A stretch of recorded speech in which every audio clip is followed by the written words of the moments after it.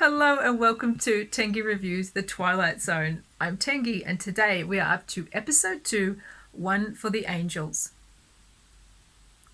One for the Angels was written by Rod Serling and directed by Robert Parrish. The plot. Lou Bookman is a kindly small-time seller of trinkets, making his pitch on the city sidewalk, often with little success. When Death appears to tell him his time on Earth is up, Mr. Bookman tries to strike a deal to avoid being taken. But when Death threatens to take the life of a young girl from the neighbourhood, in Mr. Bookman's place, Mr. Bookman must try to make the ultimate sales pitch in order to save her life. Points of interest in this episode. I love the Robbie the Robot toy from Forbidden Planet. It's got an eyeball decal stuck on it. So far, the eyeball motif has appeared in the first 2 episodes, as well as the opening titles of later seasons. I love the way Murray Hamilton's character is right there creepily watching Lou right from the first moments. There's something just so creepy about that straight away. And the contrast with Mr. Bookman's vulnerability, he's not young, he's tired, he seems a bit sad, is unsettling. Interesting use of breaking the fourth wall in this one when Mr. Death turns his glare on us. I'm not normally a fan of this, but it does add a startling little jolt to the introduction here.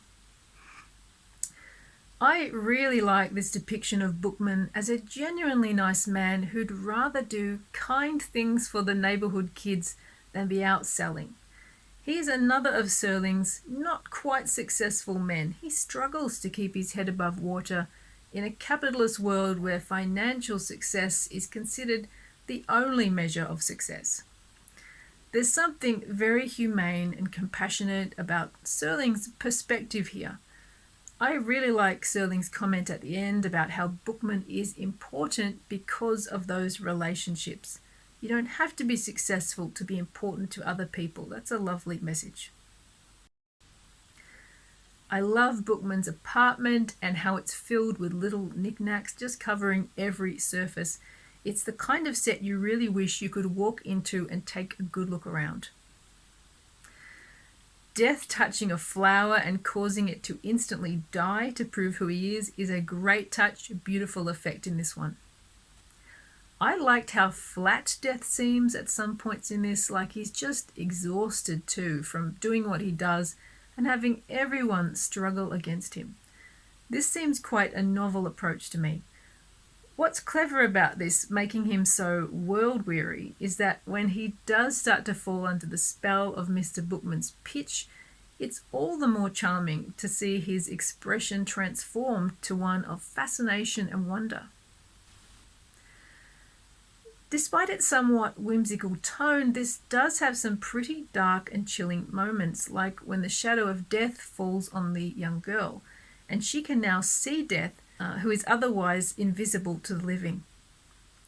The shadow of Death effect really gave a jolt whenever they use it in this episode. It's a really good, very simple effect. One thing I've noticed while doing screenshots for these videos is how beautifully photographed the shows are and how visually the stories are told. I just love the silhouette in the window shot in this one. It has been noted that the premise of this episode is in some ways like a present-day urban reworking of Ingmar Bergman's The Seventh Seal. The idea of Mr. Death negotiating with his intended victim is something that also recurs in the later Twilight Zone episode Nothing in the Dark, starring Robert Redford as a charming personification of death. The cast and crew. Director Robert Parrish is a noteworthy figure, as well as having a distinguished career as an actor in silent films, starring alongside Charlie Chaplin, Harold Lloyd, Douglas Fairbanks. He also directed Casino Royale, the first James Bond movie, and Doppelganger, the film that spawned Jerry Anderson's classic sci-fi series UFO, which is another favourite of mine. He also directed 2 other Twilight Zone episodes, A Stop at Willoughby and The Mighty Casey. Ed Wynn was a comedic star of vaudeville, film, TV, radio and voice acting who made the transition to dramatic roles quite late in his career. Wynn had starred in Serling's acclaimed drama Requiem for a Heavyweight, and Rod Serling wrote the role of Mr. Bookman in this episode especially for him, as he was a big fan of Wynn's. He would go on to star in another Twilight Zone episode, 90 Years Without Slumbering. He really brings great charm and warmth to the character of Mr. Bookman and a touching vulnerability. Murray Hamilton, who played Mr. Death, is probably best known today as the mayor in Jaws, but he had a stellar career in TV and movies as well. He's another of those always solid character actors who adds a lot to anything he's in. He is chilling as the cold Mr. Death, so concerned with efficiency like a callous businessman at first. It's an interesting contrast with Wynn's character, who is a failure at business, but a success as a human being at being kind.